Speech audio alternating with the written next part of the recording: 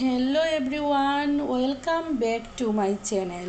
চলে এসেছি আপনাদের জন্য নতুন একটি বিষয় নিয়ে।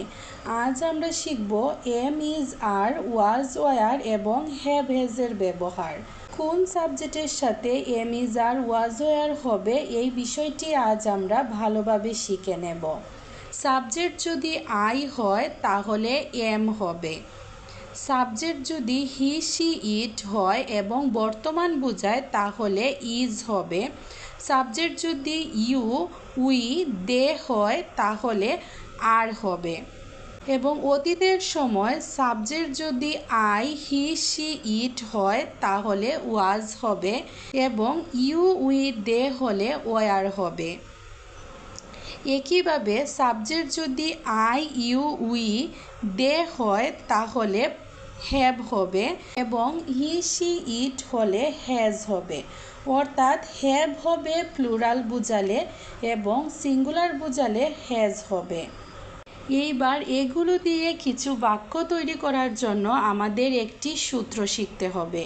সূত্রটি হলো subject plus am is are plus adjective বর্তমান, subject plus was were plus adjective অতীত, subject plus will be plus adjective ভবিষ্যৎ, subject plus have has become plus adjective ইয়াছি ইয়াছ। যেমন আমি ছাত্র, আমি ছাত্র বর্তমান, তাহলে subject plus am is are plus adjective হবে। আমি সাবজেক্ট হচ্ছে আই, আই এর সাথে এম হয় তাহলে আই এম এ স্টুডেন্ট।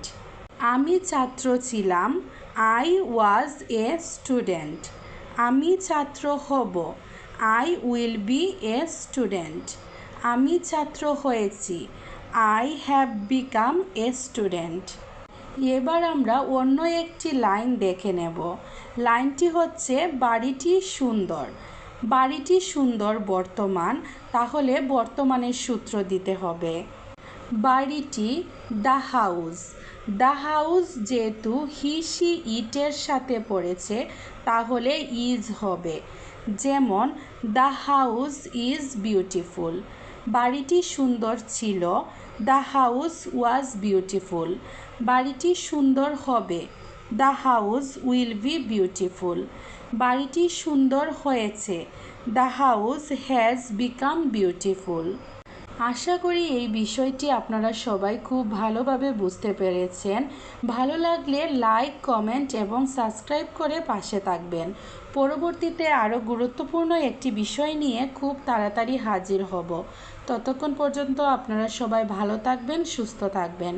ধন্যবাদ সবাইকে।